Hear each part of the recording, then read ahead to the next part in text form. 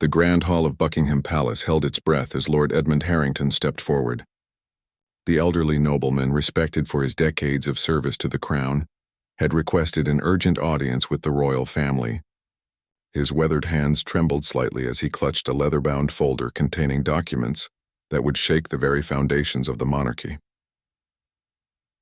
Queen Camilla sat beside King Charles, her expression calm and composed as always. She wore a stunning diamond tiara that caught the afternoon light streaming through the towering windows. The king looked tired but attentive, his fingers drumming softly on the armrest of his throne. Around them stood various members of the Privy Council, senior advisors and palace officials, all wondering why this meeting had been called with such urgency. Lord Harrington had served 4 monarchs during his lifetime. He remembered the coronation of Queen Elizabeth II as a young man, watched Prince Charles grow from a boy to king, and witnessed countless royal ceremonies. His loyalty to the crown was unquestionable, which made what he was about to do even more shocking. The weight of his discovery had kept him awake for weeks, wrestling with his conscience about whether to speak or remain silent. The room fell into complete silence as he cleared his throat. His voice, though aged, carried clearly across the marble floors and high ceilings. He began by expressing his lifelong devotion to the monarchy and his deep respect for the king. But then his tone changed, becoming firmer and more serious. He opened the leather folder and pulled out several aged documents, their pages yellowed with time. What Lord Harrington revealed sent shock waves through everyone present. He had discovered historical records during his research into royal protocols, records that had been forgotten in the dusty archives of the Royal Library. These documents outlined specific requirements for the title of Queen Consort, requirements that dated back centuries and had never been officially changed or removed from royal law. According to these ancient but still legally binding documents, certain conditions had to be met before someone could officially hold the title of queen. The requirements included formal approval from Parliament, documentation of noble lineage going back at least 3 generations, and most importantly, a specific ceremony of acceptance by the Church of England that was separate from the coronation itself.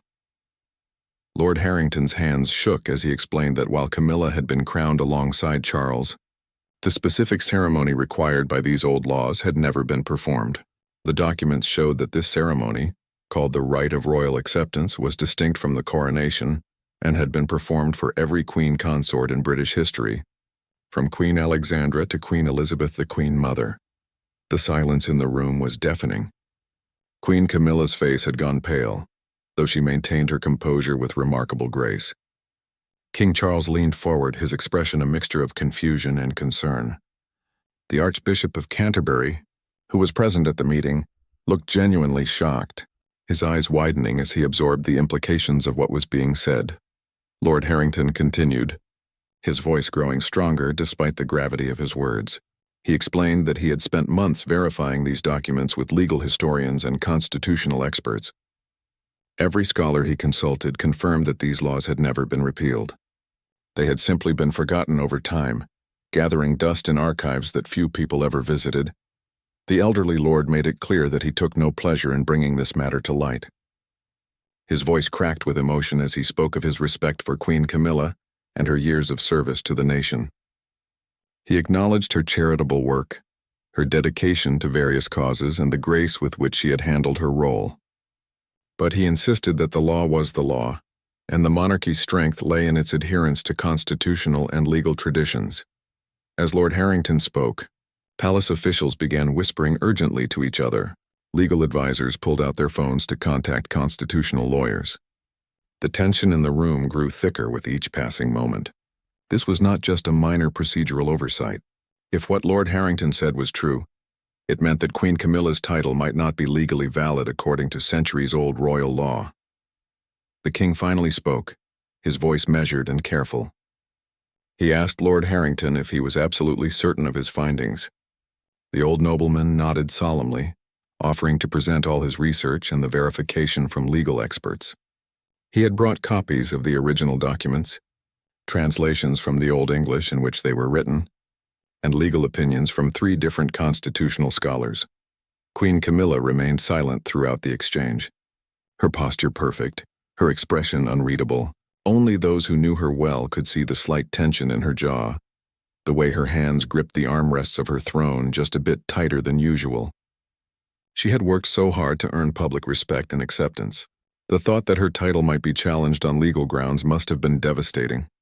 The Archbishop of Canterbury finally found his voice. He asked to examine the documents personally, particularly the sections dealing with the Church's role in the ceremony. Lord Harrington handed over the papers with a respectful bow. As the Archbishop read, his face showed a range of emotions from surprise to concern to deep thought. Palace security discreetly closed the doors to the hall, ensuring that no word of this extraordinary meeting would leak to the press before the royal family could decide how to handle the situation. Everyone present understood that they were witnessing a historical moment that could change the course of the modern monarchy. Lord Harrington concluded his presentation by stating that he felt duty-bound to bring this matter to the attention of the Crown. He suggested that legal experts should review the situation thoroughly and determine the proper course of action. He emphasized that this was not a personal attack on Queen Camilla, but rather a matter of constitutional importance that could not be ignored. The meeting ended, with the king thanking Lord Harrington for his diligence and promising a full investigation into the matter. As the nobleman bowed and stepped back, the royal family and their advisors were left to grapple with the enormous implications of his revelation.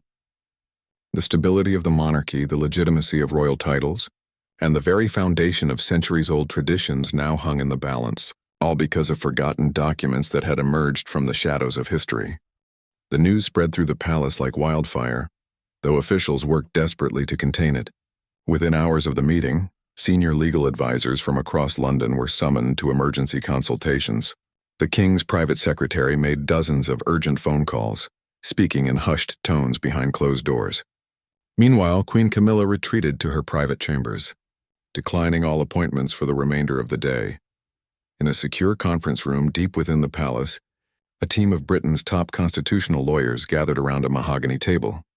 Ancient law books were spread out before them, alongside Lord Harrington's documents and modern legal texts. The head of the legal team, Dame Victoria Ashford, a sharp-minded woman in her 60s, led the discussion with careful precision. Her reputation for finding solutions to impossible legal problems had made her invaluable to the Crown over the years. Dame Victoria examined every word of the ancient documents with intense focus. She cross-referenced them with parliamentary records, church documentation, and historical accounts of past coronations. Her team worked through the night, ordering takeaway food and strong coffee as they pored over centuries of royal tradition. The more they researched, the more concerning the situation became. Lord Harrington's findings appeared to be completely accurate. The documents clearly stated that the rite of royal acceptance had to be performed within 6 months of a new monarch's coronation. This ceremony involved specific prayers, the presentation of certain royal regalia, and formal acknowledgement by senior bishops that the queen consort met all requirements for her title. The ceremony had been performed for every queen consort since the law was established in the 14th century, but somehow it had been overlooked during King Charles's coronation planning. Dame Victoria discovered something even more troubling.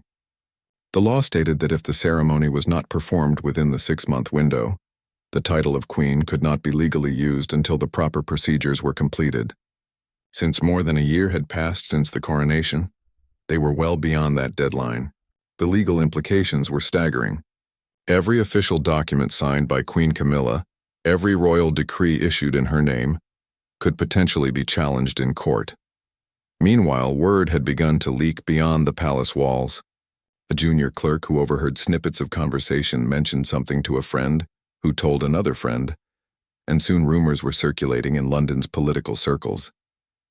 By the next morning, several journalists had caught wind that something significant was happening at Buckingham Palace. Phone calls flooded the palace press office, but officials maintained a strict policy of no comment on internal royal matters.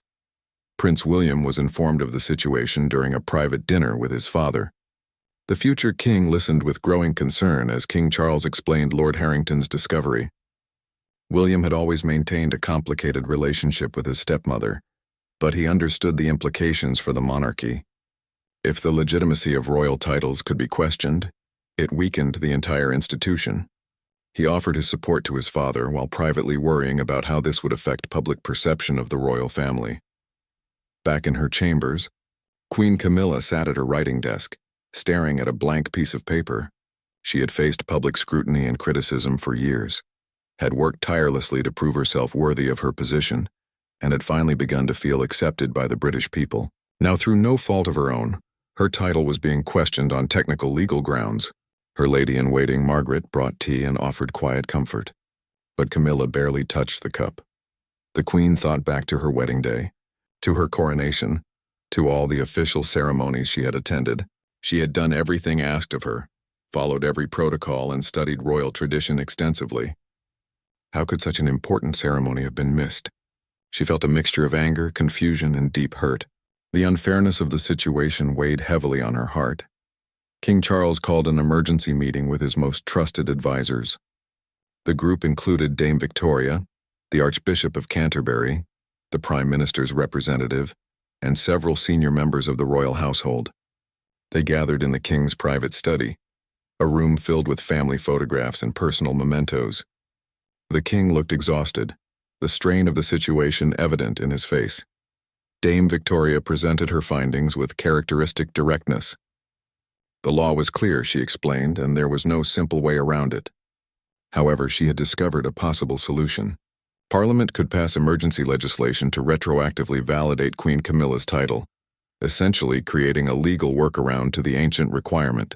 Alternatively, the ceremony could be performed now, though doing so more than a year after the coronation was unprecedented and would require careful explanation to the public. The Archbishop interjected with his own concerns. The Church of England had a role to play in this matter, and they needed to consider the theological and traditional aspects carefully. He suggested that if they chose to perform the ceremony now, it should be done with full transparency and explanation to maintain the public's trust. Hiding the situation or trying to cover it up would only create bigger problems if the truth eventually emerged. The Prime Minister's representative emphasized the political dimension. Parliament would need to be involved regardless of which solution they chose. If they pursued legislative action, it would require debate in both the House of Commons and House of Lords. Given the current political climate and public opinion about the monarchy, the debate could become contentious and unpredictable. Some members of Parliament might see this as an opportunity to push for broader reforms of the monarchy. As the discussions continued into the early hours of the morning, one thing became clear. There was no easy answer. Every option had risks and complications. Performing the ceremony now would raise questions about why it had been forgotten and could make the royal family look incompetent. Pursuing legislation could expose the monarchy to political attacks and lengthy parliamentary debates. Ignoring the issue entirely was impossible, as Lord Harrington's discovery was too significant to brush aside. King Charles made a decision that surprised everyone in the room. He wanted to address the matter with complete transparency. Rather than trying to hide the problem or handle it quietly behind closed doors, he wanted to acknowledge the oversight publicly and take steps to correct it properly. His advisors exchanged worried glances, knowing this approach would invite media scrutiny and public commentary. But the king was firm in his resolve. The meeting ended with plans for a public announcement within the week. Dame Victoria was tasked with preparing legal documentation. The Archbishop would begin planning the rite of royal acceptance ceremony, and the palace press office would draft a statement explaining the situation to the British people. As the advisors filed out of the study, each of them understood they were participating in a historic moment that would be analyzed and discussed for generations to come. The official announcement came on a gray Thursday morning, delivered through a carefully worded statement from Buckingham Palace. The palace press office released the statement simultaneously to all major news outlets, knowing that controlling the narrative from the start would be crucial. Within minutes, the story dominated every news channel, newspaper website, and social media platform across the United Kingdom and around the world. The statement explained that during recent research into royal protocols, a historical ceremony requirement had been discovered that had been inadvertently overlooked during the coronation planning. The palace emphasized that this was purely a procedural matter and in no way reflected on Queen Camilla's character, dedication, or service to the nation. The statement announced that the rite of royal acceptance would be performed within the month, ensuring that all historical and legal requirements were properly fulfilled. Public reaction was immediate and divided. Supporters of the monarchy expressed sympathy for Queen Camilla, viewing the situation as an innocent administrative error that was being corrected properly. They praised the king's transparency and commitment to following the law. However, critics seized the opportunity to question the competence of the royal household and raise broader concerns about the relevance of ancient ceremonies in modern Britain. Television news programs brought in constitutional experts, historians, and royal commentators to analyze the situation. Some praised the discovery as an important reminder that even monarchies must follow the rule of law. Others questioned why such an important ceremony had been forgotten in the first place, suggesting it revealed disorganization within the palace. A few voices used the controversy to call for abolishing the monarchy altogether, arguing that the complicated web of ancient laws demonstrated how outdated the institution had become. Social media exploded with opinions from every angle. Hashtags related to Queen Camilla and the royal title trended worldwide. Memes and jokes circulated, some sympathetic and others cruel. Younger generations questioned why centuries-old ceremonies still mattered in the 21st century. Older citizens defended tradition and expressed support for the Queen. The debate consumed national attention for days, overshadowing other important news stories. Inside the palace, preparations for the rite of royal acceptance moved forward with military precision. The Archbishop of Canterbury worked with historical experts to reconstruct exactly how the ceremony should be performed. Ancient texts describe the ritual in detail, though some aspects were unclear due to archaic language and cultural differences. The Archbishop was determined to perform the ceremony correctly, knowing that any mistakes would only compound the existing controversy. Queen Camilla threw herself into preparing for the ceremony with characteristic determination. She met with religious advisors to understand the spiritual significance of each element. She reviewed historical accounts of previous rites of royal acceptance, studying how other queen consorts had conducted themselves. Despite the stress and public scrutiny, she remained resolved to face this challenge with dignity and grace. Behind closed doors, however, the emotional toll was evident. Camilla's closest friends reported that she felt deeply hurt by some of the public commentary, particularly suggestions that she was somehow unworthy of being queen. She had spent years trying to win over skeptical British citizens who remembered her as the woman who came between Charles and Diana, just when public opinion had finally begun to warm toward her. This controversy threatened to undo years of careful relationship building with the nation. Prince William and Catherine visited Camilla to offer their support. The meeting was private, but palace insiders later revealed that it had been emotional and healing. William, despite his complicated history with his stepmother, recognized her genuine commitment to royal duty. Catherine, with her characteristic empathy, provided comfort and perspective. They discussed the importance of presenting a united family front during this challenging time. Meanwhile, Parliament became involved as predicted. Several MPs requested a formal debate about the situation, not to challenge Queen Camilla's title, but to discuss whether ancient ceremonial laws should still hold legal weight in modern times. The debate revealed deep divisions about tradition versus modernization. Some argued passionately for preserving historical practices that connected modern Britain to its past. Others insisted that clinging to medieval ceremonies made the monarchy look ridiculous and out of touch. Dame Victoria continued her legal work, ensuring that every aspect of the upcoming ceremony would satisfy the ancient requirements. She discovered additional complications nobody had anticipated. The original law specified that certain pieces of royal regalia had to be present during the ceremony, including a specific ceremonial sword and a golden chalice. Palace officials had to search through the crown jewels collection to locate these items, which had not been used in over a century. The Archbishop faced his own challenges. The rite of royal acceptance included prayers and blessings in Latin, a language rarely used in modern Church of England services. He had to find clergy who could properly pronounce and understand the ancient text. Additionally, the ceremony required the presence of at least 12 senior bishops, and coordinating their schedules proved surprisingly difficult. As preparations continued, Investigative journalists began digging into how such an important ceremony had been forgotten. Their research revealed that the oversight had occurred during the massive reorganization of coronation planning documents years earlier. When the palace transitioned from paper-based filing systems to digital archives, some historical ceremony requirements had been mislabeled or accidentally excluded from the main planning checklist. The discovery led to concerns about what other important traditions might have been lost in the transition to modern record-keeping.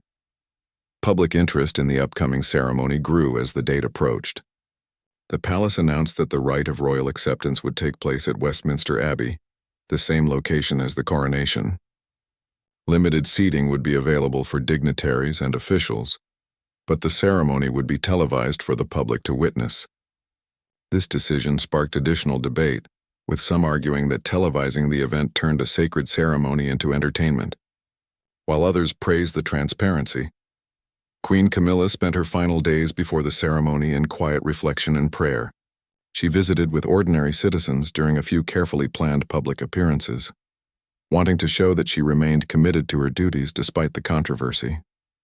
The public response during these visits was overwhelmingly positive, with many people expressing support and encouragement. These interactions gave her strength and reminded her why she had accepted this role in the first place. The night before the ceremony, King Charles and Queen Camilla sat together in their private sitting room.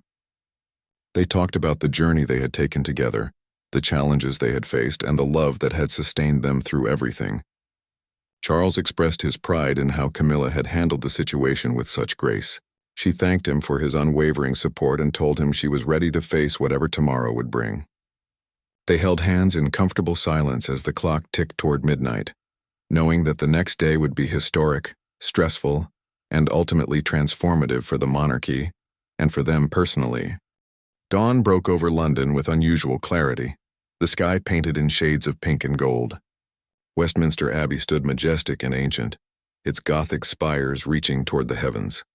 Security personnel had been positioned around the Abbey since before sunrise, checking credentials and ensuring that every detail met the highest standards. Inside, florists made final adjustments to arrangements of white roses and lilies, while technicians tested cameras and sound equipment for the televised broadcast. Queen Camilla arrived an hour before the ceremony was scheduled to begin. She wore a gown of deep royal blue, embroidered with gold thread and patterns that echoed medieval designs. Her jewelry was understated but significant, each piece chosen for its historical connection to previous queen consorts. A diamond tiara that had belonged to Queen Mary sat upon her carefully styled hair. Despite the grandeur of her appearance, those close to her could see the nervousness in her eyes. In a private chapel within the abbey, Camilla knelt in prayer. The Archbishop of Canterbury joined her, offering words of comfort and spiritual guidance. He reminded her that this ceremony was not just about fulfilling legal requirements, but about accepting the spiritual responsibility of her role. His calm presence helped steady her nerves. They prayed together in the quiet space, finding peace before facing the public spectacle that awaited them. Outside the abbey, crowds had gathered despite the early hour. Royal supporters waved flags and held supportive signs. A smaller group of protesters stood at a designated distance, their banners questioning the relevance of monarchy in modern society. Police maintained order, ensuring that both groups could express their views peacefully. Television crews from around the world set up their equipment, preparing to broadcast the ceremony to millions of viewers. Inside the abbey, guests began taking their seats. The Prime Minister arrived with other government officials. Members of the royal family filed in, including Prince William and Catherine, who took prominent positions near the front. Foreign dignitaries, representatives from Commonwealth nations, and senior clergy filled the remaining spaces. The atmosphere was solemn and charged with anticipation. Everyone present understood they were witnessing something that had not occurred in this manner for over a century. Lord Edmund Harrington sat in a place of honor, his aged face showing a mixture of satisfaction and concern. He had never intended to create such controversy, merely to ensure that proper procedures were followed. Seeing the enormous ceremony that resulted from his discovery weighed on him. His wife, Lady Margaret, sat beside him, gently patting his hand in reassurance. They both knew that history would remember this day, and that Lord Harrington's name would be forever associated with it. As the appointed hour approached, The Archbishop of Canterbury took his position at the altar. 12 senior bishops dressed in their full ceremonial robes stood in formation around him. Each held a candle, their flames flickering in the abbey's ancient air. The organist began playing a solemn hymn composed specifically for rites of royal acceptance centuries ago.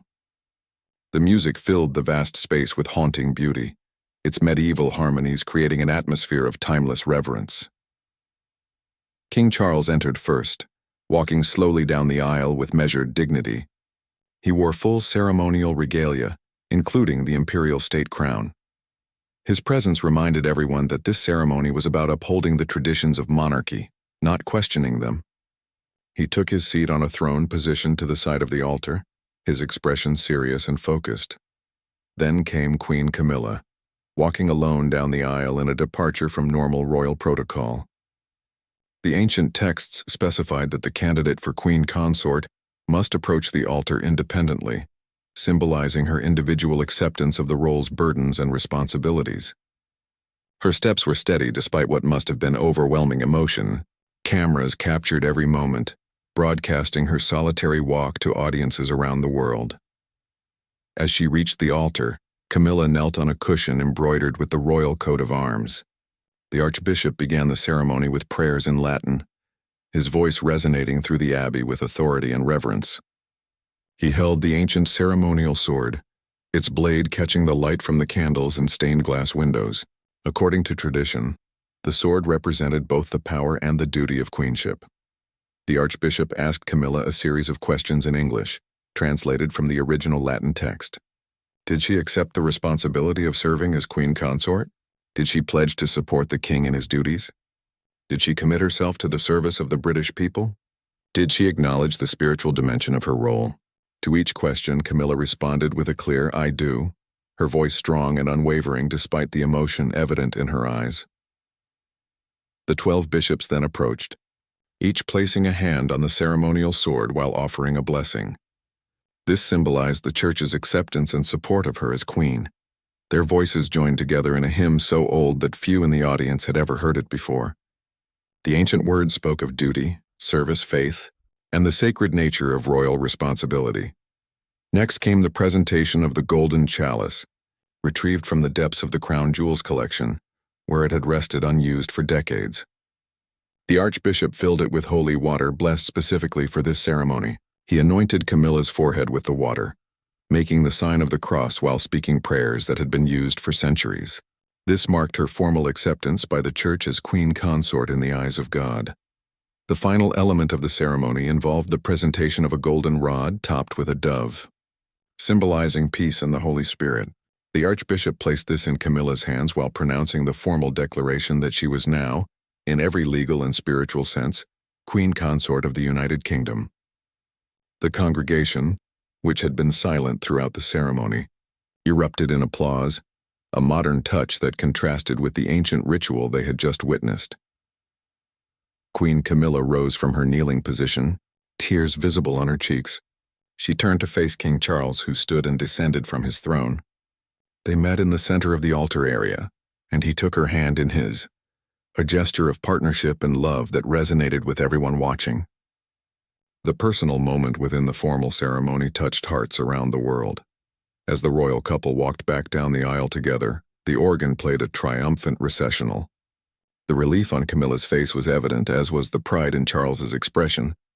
They had faced this challenge together and emerged stronger. The congregation rose to their feet, many wiping away tears of their own. Even some who had been skeptical of the ceremony found themselves moved by its dignity and meaning. Outside the abbey, the crowds erupted in cheers as the newly affirmed queen emerged. She waved to supporters, her smile genuine and warm.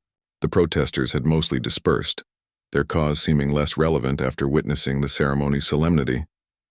Television commentators struggled to find words adequate to describe what they had just broadcast, many noting that they had expected a dry legal formality but had instead witnessed something deeply moving and historically significant. The royal couple returned to Buckingham Palace for a private reception with close family and friends. The atmosphere was jubilant, the stress of recent weeks finally lifting. Prince William raised a toast to Queen Camilla, acknowledging her grace under pressure. Other family members offered their congratulations and support. For the first time in weeks, genuine laughter echoed through the palace halls. The days following the ceremony brought a shift in public sentiment that surprised even the most optimistic palace advisors. Opinion polls showed a significant increase in favorable views toward both Queen Camilla and the monarchy in general. Many citizens expressed appreciation for the transparency with which the situation had been handled. The ceremony itself, broadcast to millions, had given people an unexpected glimpse into the depth and meaning of royal traditions they had never fully understood before. Newspaper editorials reflected this changing mood. Publications that had been critical of the monarchy for years published thoughtful pieces about the importance of historical continuity. The Times ran a long article exploring how the rite of royal acceptance connected modern Britain to its medieval past. The Guardian, traditionally more skeptical of royal traditions, acknowledged that the ceremony had been handled with dignity and had actually strengthened rather than weakened the institution. International media coverage was equally positive, with many outlets praising the British monarchy's ability to adapt ancient traditions to contemporary circumstances. American news programs ran features comparing the British ceremony to their own constitutional traditions, noting that both nations balanced historical legacy with modern governance. European royal families sent congratulatory messages, and some even began examining their own archives to ensure all their ceremonial requirements had been properly fulfilled. Social media sentiment transformed dramatically as well. The hashtags that had been filled with criticism and mockery before the ceremony now carried messages of support and admiration. Young people who had initially dismissed the entire situation as irrelevant found themselves fascinated by the history they had learned. Videos of the ceremony went viral, with millions watching and sharing clips of the most moving moments. Fashion bloggers analyzed Queen Camilla's gown in detail, praising her choice to honor historical designs while maintaining contemporary elegance. Queen Camilla herself experienced this shift personally during her first public engagement after the ceremony. She visited a children's hospital in Manchester, a trip that had been scheduled weeks earlier. The reception she received was warmer than anything she had experienced before. Hospital staff applauded as she entered. Parents of sick children thanked her not just for her visit, but for her grace during recent weeks. One elderly volunteer, a woman in her 80s, took Camilla's hand and said simply, "You showed us what dignity looks like." The Queen wept openly at these words, finally allowing herself to release the emotion she had held back for so long. The transformation extended beyond public opinion. Queen Camilla found a new confidence in her role. The ordeal had tested her resolve and proven to herself and the nation that she truly belonged in her position. She had faced questions about her legitimacy and answered them not with anger or defensiveness but with grace and commitment to proper procedure. This gave her a moral authority she had not possessed before, even among those who had previously doubted her. Palace officials noticed changes in how Queen Camilla approached her duties. She spoke more freely with the public during engagements, showing more of her personality and warmth. She took on more challenging patronages, particularly those dealing with domestic violence and literacy programs, causes close to her heart. Her schedule became fuller, her commitment more visible. It was as if the ceremony had not just confirmed her title, but had liberated her to fully embrace everything the role entailed. Behind the scenes, King Charles expressed profound gratitude for his wife's strength during the crisis. Friends reported that the experience had deepened their relationship, reminding them of the partnership that had sustained them through years of public scrutiny before their marriage. They began making more joint appearances, their body language showing a relaxed unity that resonated with the public. The king often spoke publicly about his admiration for the Queen, something he had been more reserved about before. Lord Edmund Harrington, whose discovery had triggered the entire situation, received mixed reactions. Some viewed him as a troublemaker who had created unnecessary controversy. Others praised him as a guardian of constitutional propriety, who had ensured the law was properly followed. The Lord himself maintained that he had simply done his duty, uncomfortable with both criticism and praise. He wrote a thoughtful essay for a legal journal explaining his reasoning and emphasizing that his actions had never been intended to harm Queen Camilla personally. The incident prompted a thorough review of royal protocols and ceremonies.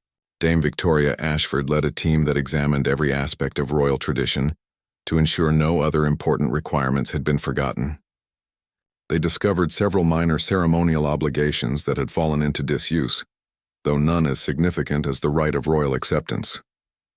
The palace established new procedures for preserving historical knowledge, hiring additional archivists and creating digital backups of ancient documents.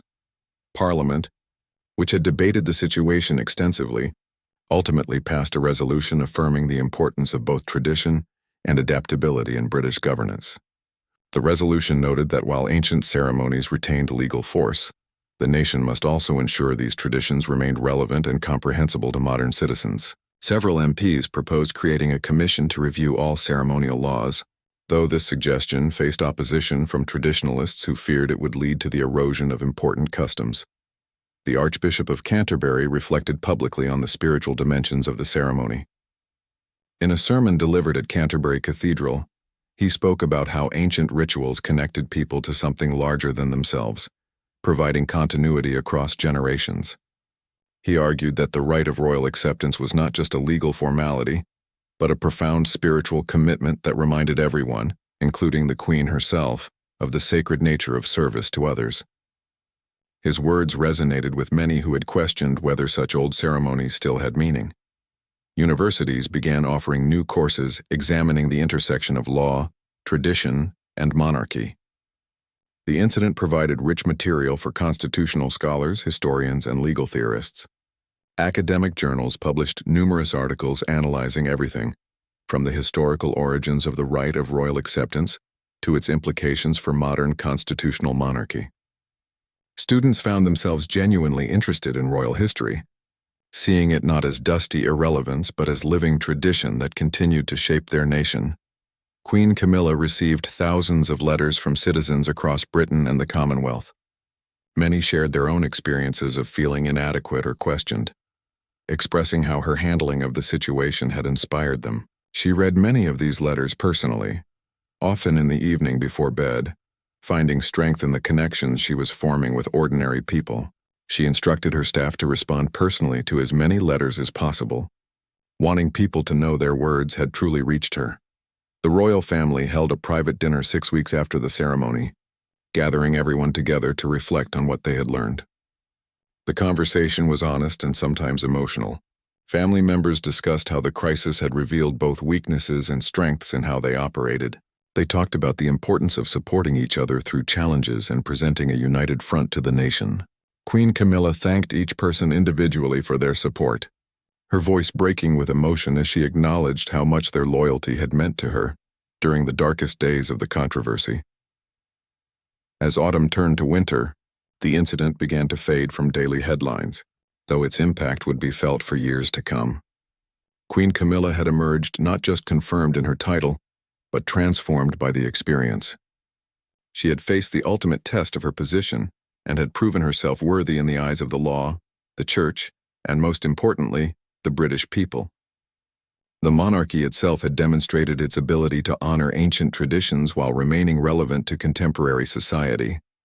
What could have been a destructive crisis had instead become a story of resilience, dignity, and the enduring power of institutional integrity. A year after the ceremony, Queen Camilla stood in the Royal Library where Lord Harrington had first discovered the forgotten documents.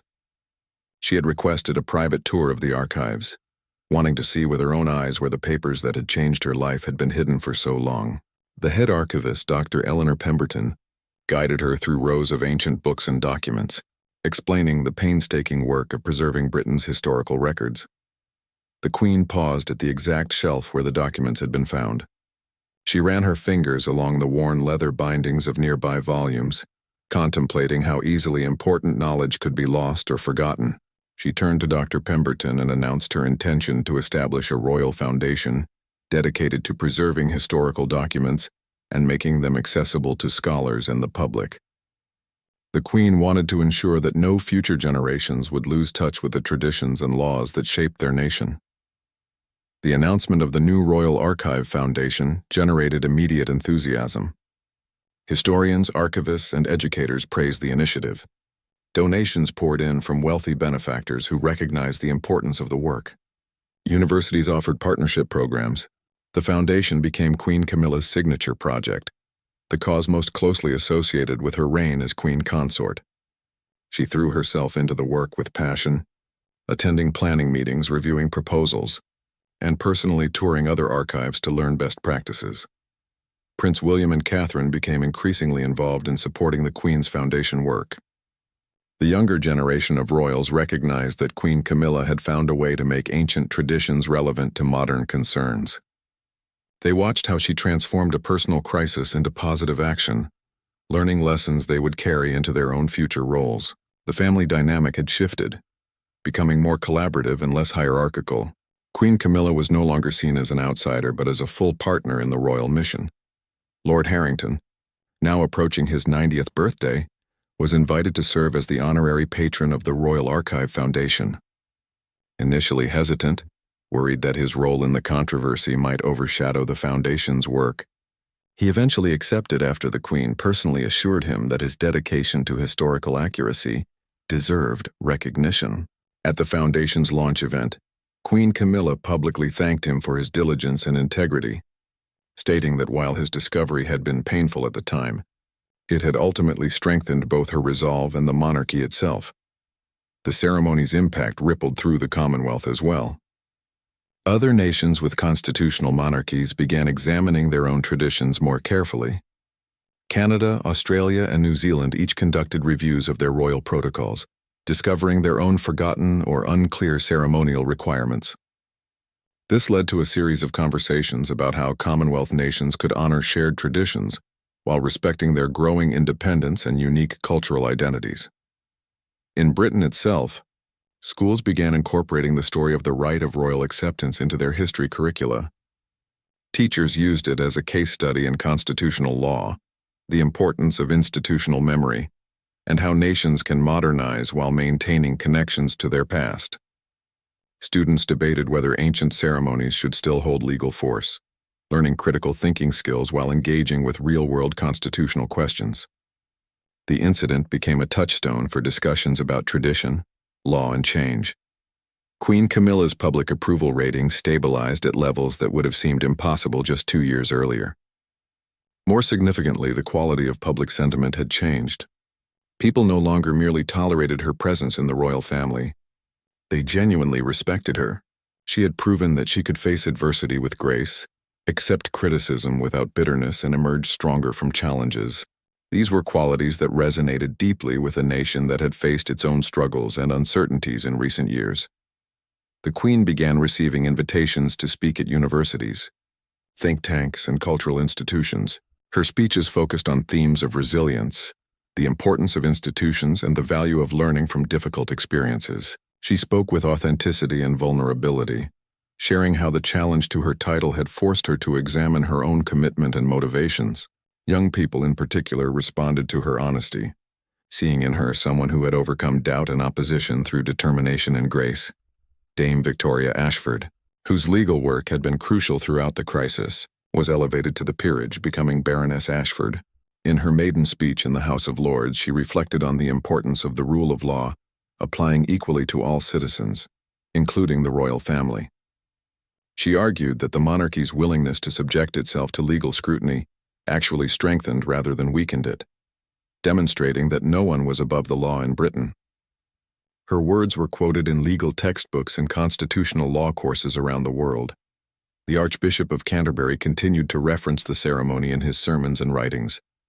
He saw it as a powerful example of how ancient spiritual practices could still speak meaningfully to contemporary concerns. The ceremony had reminded people that commitments made in the presence of the divine carried weight and significance beyond mere legal formalities. Religious leaders from other faiths reached out to discuss how their own traditions could remain relevant in an increasingly secular world, finding common ground in the challenge of honoring the past while engaging the present. King Charles, reflecting on the entire experience during a rare television interview, spoke about how the crisis had actually brought unexpected blessings. It had forced the palace to examine its practices more carefully, had given Queen Camilla an opportunity to demonstrate her character fully, and had reminded the nation why their constitutional monarchy mattered. He noted with a smile that sometimes the most challenging moments produced the most meaningful growth, both for individuals and institutions. Queen Camilla returned to the Children's Hospital in Manchester, where she had felt such emotional support during her first post-ceremony engagement. She had maintained contact with several families she had met that day, following the children's progress and sending personal messages of encouragement. On this visit, she surprised everyone by announcing that the Royal Archive Foundation would partner with the hospital to create a program teaching young patients about history and preservation, giving them meaningful activities during long treatments. The program would honor the idea that everyone, regardless of age or circumstance, could contribute to preserving knowledge for future generations. As she spent time with the children, reading them stories and looking at pictures they had drawn, Queen Camilla reflected on the journey she had traveled. She thought about the fear she had felt when Lord Harrington first made his announcement, the anxiety before the ceremony, and the relief and joy that had followed. She realized that being questioned and tested had ultimately freed her to be more authentically herself in her role. She no longer felt she had to prove her worthiness every day. She had already done so in the most public way possible. The final page of this chapter in royal history was written not in a palace or abbey, but in ordinary moments across the kingdom. A teacher explaining constitutional monarchy to curious students, a grandmother telling her grandchildren about watching the ceremony on television, a young historian discovering a passion for archival work after learning about the Royal Archive Foundation, an immigrant family learning about British traditions and feeling more connected to their adopted home. These quiet ripples spreading outward from one dramatic moment showed how history lived not just in ceremonies and documents, but in how it shaped people's understanding of themselves and their nation. Queen Camilla sat in her private study late one evening, a year and a half after the ceremony. She was reviewing plans for the Foundation's first major exhibition when she came across a photograph from the rite of royal acceptance. She studied her own face in the image, seeing the emotion, the determination, and the vulnerability captured in that moment. She smiled softly, remembering the woman she had been then and recognizing the woman she had become. She placed the photograph in a frame on her desk, not as a reminder of a crisis overcome, but as a symbol of transformation. Every time she looked at it, she would remember that challenges could become opportunities, that being tested could lead to becoming stronger, and that true acceptance came not from avoiding scrutiny, but from facing it with courage and grace. The title of Queen Consort, questioned and then reaffirmed, now meant more to her than any title simply given could ever have meant. She had earned it in the truest sense, not just through ceremony but through character revealed under pressure, and that, she knew, was something no one could ever take away.